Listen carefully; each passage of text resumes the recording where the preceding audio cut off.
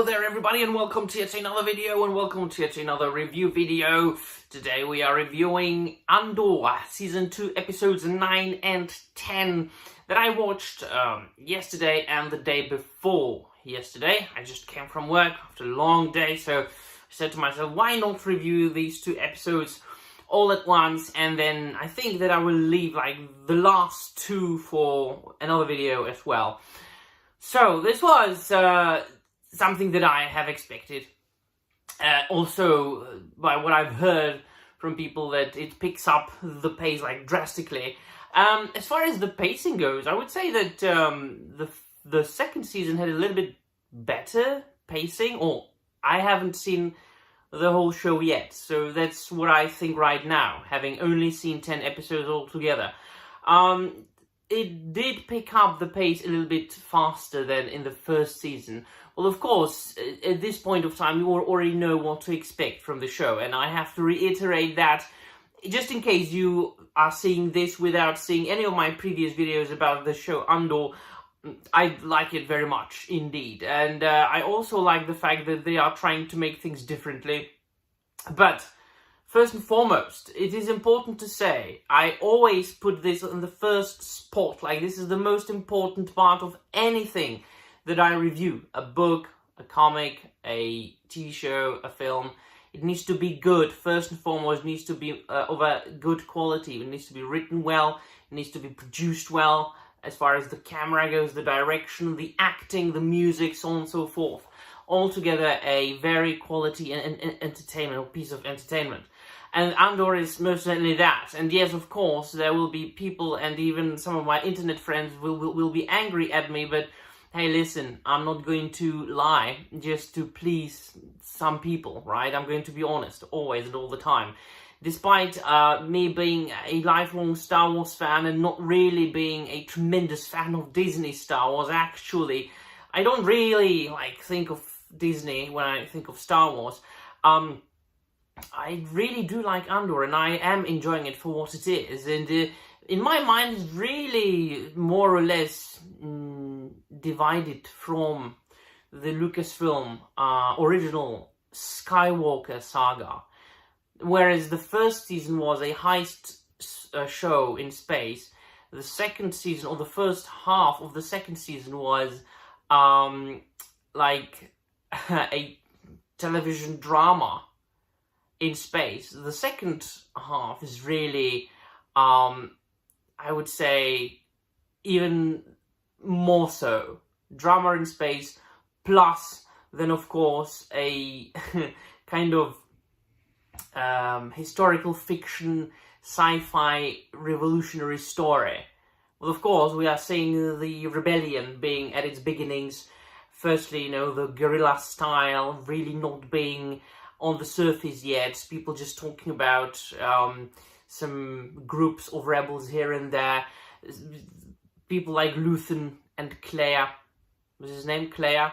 I might be getting the name wrong. That's alright. And Mon Mothma, of course. People like that, just, working from the shadows. And we are seeing all that, these intrigues and what people they had to buy, and attacking the Empire, from behind the veil. It's really, really, really very well done and very well written. And I've also said it on multiple occasions that I do enjoy the acting of all the actors, that there isn't a single actor that I wouldn't like in their role, and that they all did a very good job. These two episodes are, of course, the culmination starts. Every 3 episodes of the second season, we move 1 year forward towards the Battle of Yavin. Yavin is already very well established as a rebel base now. I suppose there will be spoilers in this video, so if you haven't seen the 9th and the 10th episodes of Andor Season 2, leave, watch it and come back.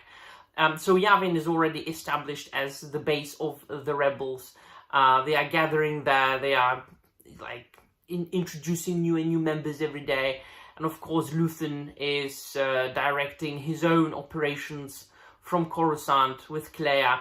We are getting to know the origins of the two, and who they really are towards each other, what their relationship is, how they met, and it's all very nice. It really, it has been a trend, I would say, lately, to do this lone wolf and cub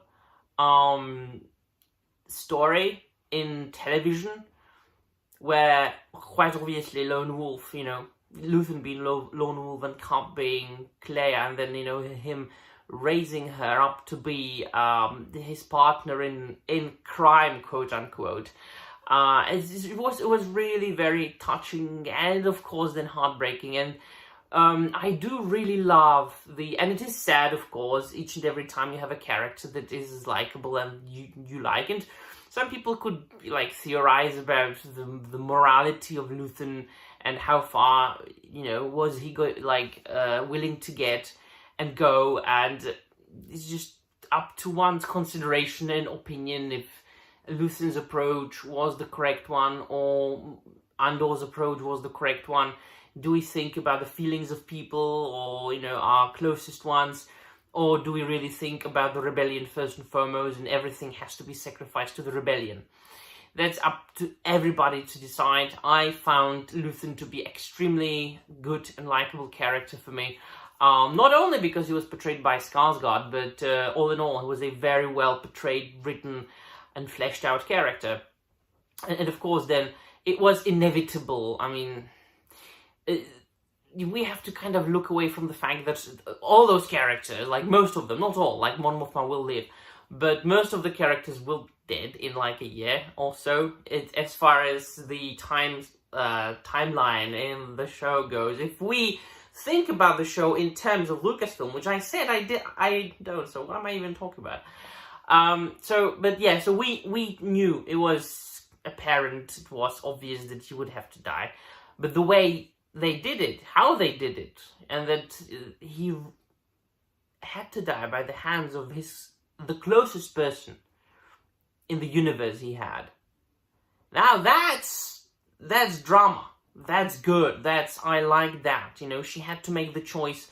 She was raised to be that. I believe they have had this arrangement between the two of them for the longest time. You know, in the case, I am compromised in one way or another. You have to get rid of me. You have to kill me.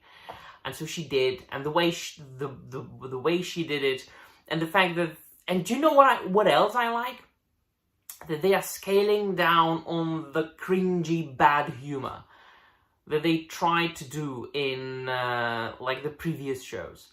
The abhorrent, abominable, disaster-called Obi-Wan Kenobi, or even in The Mandalorian or The Book of Boba Fett, or they didn't do so much humor in Ahsoka. Maybe that's why I enjoyed it so much. Now, don't get me wrong, I love humor, but it needs to be written well, and humor is not easy to write.